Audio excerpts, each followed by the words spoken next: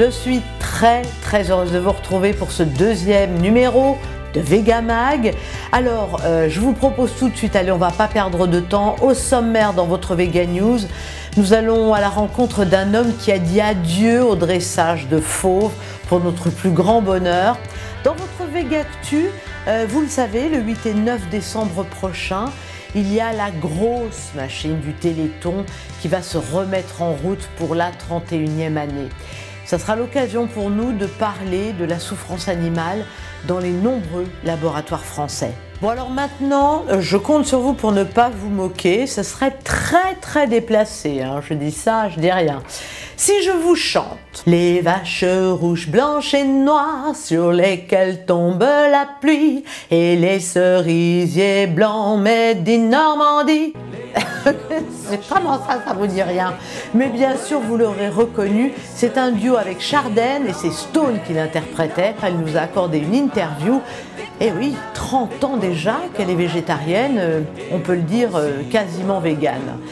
Eh bien écoutez, on y va? C'est parti!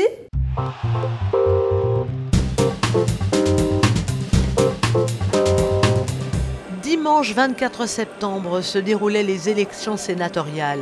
Le parti animaliste présentait une liste de 14 candidats sur la ville de Paris. C'est une élection extrêmement importante puisque c'est des parlementaires qui sont élus, donc des personnes qui vont voter la loi. Le Sénat, par le passé, n'a pas fait preuve d'une grande ouverture à l'égard de la question animale. Il faut se rappeler quand même que le Sénat avait rejeté initialement la proposition de loi visant à changer le statut des animaux dans le Code civil. Donc évidemment, heureusement, ça avait été finalement approuvé par la suite et voté par l'Assemblée nationale, mais initialement le Sénat était réfractaire.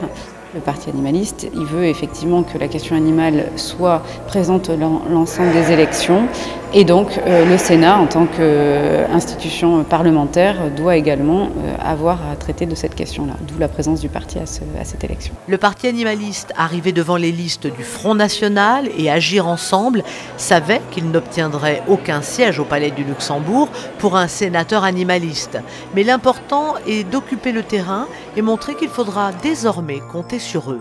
Le combat, il est long et difficile. On sait bien que faire entrer la question animale en politique, ce n'est pas quelque chose d'aisé. Accepter l'idée que les intérêts des animaux doivent être pris en compte dans le cadre des décisions politiques, effectivement, beaucoup de personnes n'ont encore pas conscience de cette nécessité et de cette importance. Et parfois, effectivement, on peut être déçu si on se focalise que sur les résultats électoraux. Mais néanmoins, comme on sait qu'on s'inscrit dans un long parcours, on sait que chaque action est importante et construit un petit peu davantage l'entrée de cette question dans le débat politique et contribuera à le faire avancer. Donc il faut absolument garder espoir, c'est fondamental, rester mobilisé, ça c'est fondamental aussi. Le sort qui est réservé aux animaux ne nous permet pas de nous en détourner ou de nous démobiliser. Donc restons mobilisés, les animaux ont besoin de nous. Et c'est également un combat qui est dans le sens de l'histoire. Prochaine échéance pour le parti animaliste, les élections européennes qui se dérouleront en 2019. Les Français seront appelés à voter pour élire leurs députés au Parlement européen. Toute l'équipe du parti animaliste se prépare maintenant à faire entendre la voix des animaux au-delà des frontières. Il n'a pas dit adieu au cirque, bien au contraire, mais il a dit adieu au cirque avec animaux. Avec sa famille, une nouvelle vie se profile.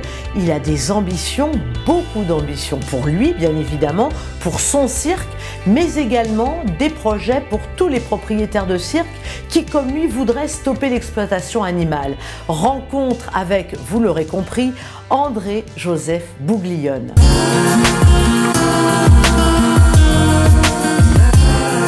En mai dernier, le couple Sandrine et André-Joseph, de la grande famille Bouglione, bouleverse le monde du cirque en annonçant qu'ils stoppent les numéros mettant en scène des animaux. On s'est rendu compte petit à petit que l'opinion publique changeait, que notre public était de plus en plus sensible à la protection animale. Mis en perspective avec la disparition aujourd'hui des espèces comme les tigres, les lions, les éléphants, qui sont des espèces emblématiques du monde du cirque, que ma famille et moi-même avons exploité pendant plusieurs générations. Donc toutes ces conjonctions, c'est un faisceau de raisons. Si on continue à présenter des animaux à un public qui ne veut plus en voir, on va se faire boycotter par 70% de la population qui condamne l'exploitation animale. L'omerta qui règne dans le monde du cirque n'est plus acceptable. Il en va du devenir de la profession. On a toujours fait comme ça, c'est la tradition, c'est plus un argument. Garder des animaux, choquer notre public pour le seul but de faire comme papa, maman nous ont dit, et le monde du cirque aujourd'hui est gouverné par des morts, par des gens qui sont morts dans les années 70-80. Combien de millions de personnes doivent tous les jours se remettre en question, se remettre en cause, perdre un emploi, doivent chercher quelque chose. Et pourquoi nous, on serait au-dessus de ça? Pourquoi nous, on serait supérieurs à ces gens? Sandrine et André-Joseph décident donc que leur cirque deviendra 100% humain, écologique et citoyen. Production d'électricité par des plaques solaires, par l'énergie solaire, des systèmes de batterie et des groupes électrogènes qui ne produisent pas de CO2. Des groupes électrogènes qui marchent à l'huile de friture. Tout ce qui est son et lumière avec des technologies de dernière génération qui consomment le minimum d'électricité, c'est vraiment la partie super intéressante. Voilà. Donc là, pour le spectacle, je vous dis, il y aura des surprises énormes.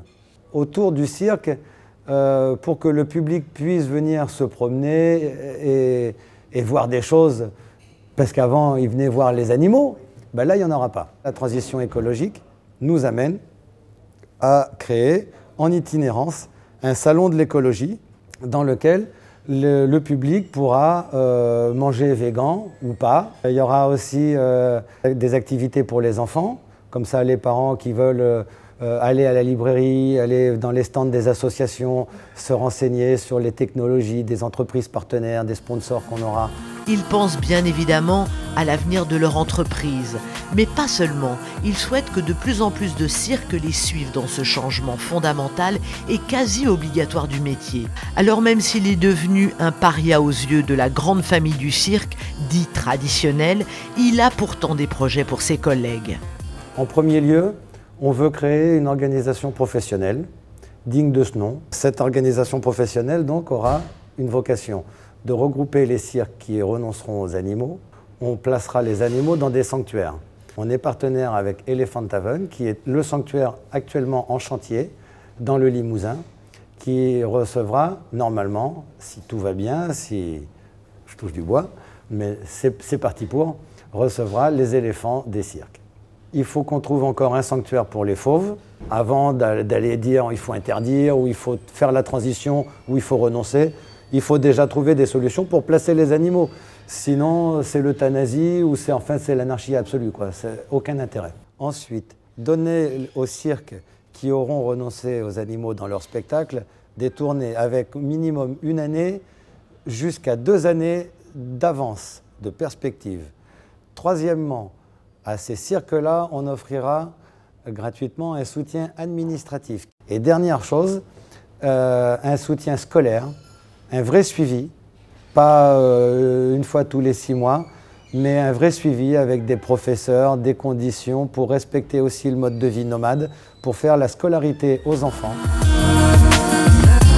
On va créer une fondation pour la préservation et la protection des animaux sauvages en danger d'extinction. Voilà donc le cirque de demain, contemporain, humain, imaginatif, participatif, où les petits comme les grands y trouveront l'émerveillement sans aucune souffrance animale. Chapeau les artistes.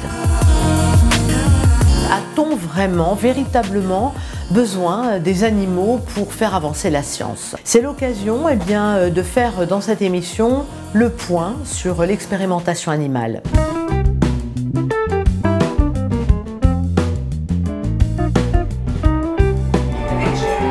De nombreux artistes, des journalistes, des bénévoles et j'en passe seront sur le pied de guerre dans quelques semaines pour le prochain Téléthon. Malgré les paillettes et les ballons colorés, le directeur commercial de l'Arbre à Doc, Muffin, ne se sent pourtant pas le cœur joyeux. Lors du dernier Téléthon, la protection animale s'invitait au cœur d'un de ses villages, à Paris. Nous voulons informer le public, c'est d'abord que nous ne sommes pas contre la recherche biomédicale, mais nous pensons que utiliser le chien pour étudier des maladies humaines, c'est une aberration. Si on prend la myopathie comme exemple, toutes les premières études ont été faites sur des malades. Et à partir de 1986, des chercheurs ont eu l'idée d'utiliser le chien en tant que modèle pour l'homme. Et énormément de fonds ont été détournés justement pour étudier le chien en tant que modèle pour l'homme, ce qui n'est pas du tout performant. On n'est pas du tout contre la science. Ce qu'on dénonce vraiment, c'est qu'aujourd'hui, l'animal n'est pas un modèle biologique fiable. Les scientifiques le reconnaissent de plus en plus. Et si on ne met pas suffisamment d'argent pour le développement des méthodes substitutives, on va continuer à faire ces erreurs et encore avoir des scandales à la sortie des médicaments sur le marché, comme dernièrement la Débakine ou le Miliator ou la pilule de 5e génération. Et la liste est longue, il y en a pléthore, il y en a trop. On veut que ça cesse et on veut vraiment que ces choses-là, à un moment donné, ne soient plus liées uniquement à des logiques économiques de court terme et de profit de certains lobbies, mais vraiment liées au respect et à la recherche de la préservation de la santé humaine. Il y a deux catégories d'utilisation d'animaux. La première, c'est pour tester les médicaments. Donc ça s'appelle la toxicologie. Et là, vraiment, on a de plus en plus de méthodes substitutives pour remplacer les animaux. Ça va dans le bon sens. Par contre, il y a une catégorie qui s'appelle la recherche fondamentale. La recherche fondamentale, c'est la curiosité scientifique. Et là, les chercheurs ont un chèque blanc. Ils peuvent faire quasiment ce qu'ils veulent et ils n'ont pas vraiment besoin de le justifier puisque c'est la curiosité scientifique. On n'a pas besoin d'aboutir à un résultat. Eh bien, la plupart des animaux qui meurent dans les laboratoires aujourd'hui sont dans le cadre de la recherche fondamentale. Et le grand public est ignorant de ce qui subventionne par biais de ses impôts. Environ 98% des subventions, c'est pour la recherche utilisant les animaux. Tandis que 2% est ciblé pour le développement des méthodes substitutives. Quand les chercheurs nous posent la question en nous disant que nos méthodes substitutives ne sont pas très performantes, eh bien avec 2% des subventions, qu'est-ce que vous attendez? Aujourd'hui, on a le choix d'acheter un produit cosmétique testé ou non testé sur les animaux. On veut que demain, ce soit la même chose concernant l'ensemble des médicaments. C'est pour ça qu'on veut que l'argent qui est récolté par le Téléthon serve majoritairement à mettre en place et développer les méthodes substitutives et non pas à justement permettre encore une fois de maintenir l'expérimentation animale telle qu'on peut la connaître encore aujourd'hui. Si vous donnez au Téléthon, vous financez l'expérimentation animale. C'est sur le site du Téléthon, il ne le nie plus. Si vous voulez faire avancer la recherche, vous pouvez donner à des laboratoires qui expérimentent les méthodes substitutives. Muffin et ses millions de copains vous en remercient.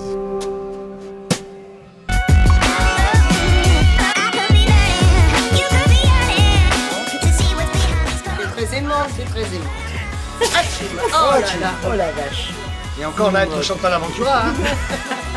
Les animaux, pour moi, ça a été toute ma vie des compagnons. Et c'est vrai que j'ai pris conscience justement que l'animal est une personne, comme on peut dire, parce qu'il y a déjà une trentaine d'années, parce que je me suis mis à réfléchir. Tout d'un coup, on se rend compte qu'on se dit, mais dans le fond, mais c'est vrai ça, pourquoi je mange ce veau ou cet agneau? C'est invraisemblable, quoi, pourquoi ça ne tient pas debout? Je suis aussi tombée sur des gens un peu plus en avance peut-être dans ce domaine et qui nous ont fait comprendre que voilà, c'était pas la peine de se nourrir de cadavres, qu'on pouvait très très bien vraiment vivre sans ça.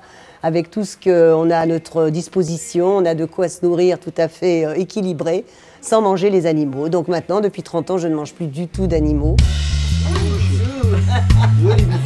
Le premier livre, je me rappelle bien, c'était le livre de Linda McCartney, qui avait écrit La cuisine végétarienne, ça remonte à pas mal de temps. Et je m'étais beaucoup inspirée de son livre pour faire des recettes goûteuses. Et c'est vrai qu'à l'époque, c'était pas évident de trouver des produits de substitution.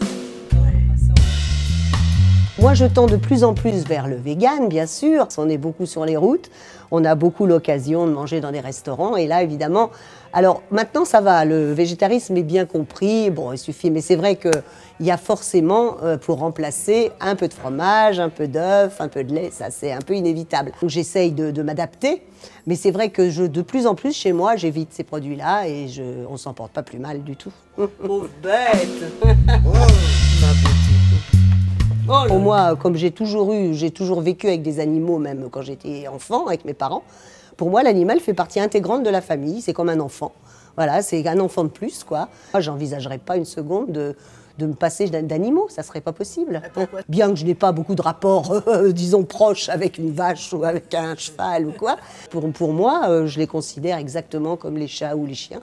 Et je me dis, c'est épouvantable, quoi, de leur faire subir ce qu'on leur fait subir, parce qu'ils n'ont rien demandé, ils sont heureux, ils n'ont pas, en plus la plupart du temps c'est des herbivores, tout à fait pacifiques. Donc je vois pas l'intérêt de s'acharner sur eux et de les tuer, et surtout dans les conditions qu'on connaît, quoi, ça paraît fou. Les seuls qui peuvent faire avancer le bouchon, comme on dit, c'est justement ces gens qui vont monter ces partis politiques et qui vont pouvoir justement avoir droit au chapitre, comme on dit, et faire passer ces lois, parce que ça ne passera malheureusement que par des lois extrêmement strictes. C'est bien que ces partis puissent enfin faire ouvrir un peu les yeux, les oreilles, et considérer quand même qu'on a une civilisation, on a passé le cap de continuer à être un peu des Cro-Magnons, quoi. Vous bouffez de la gastronomie végétarienne, non seulement vous éclatez du palais, d'essence, tout ça, mais c'est vachement bon pour le corps. En plus de ça, vous ne niquez pas la planète. En plus de ça, ça coûte moins cher. Et c'est meilleur pour la santé. Meilleur pour la santé, quand on a 20 ans, on s'en fout un peu. Mais quand on a 72 et 70, on est vachement content d'avoir un peu investi avant. Parce que grâce à l'alimentation gastronomique végétarienne, on dort bien, on fait l'amour, on travaille, on a des bons rapports avec les autres, on est détendu, et tout d'un coup, la vie devient plus agréable, et on se sent un peu moins con.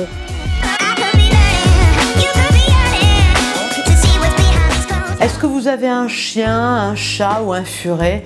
Eh bien, si c'est le cas, je vous demanderai, s'il vous plaît, de bien penser à changer auprès des services de l'ICAD vos coordonnées si jamais vous déménagez ou si jamais vous changez de numéro de téléphone, tout simplement.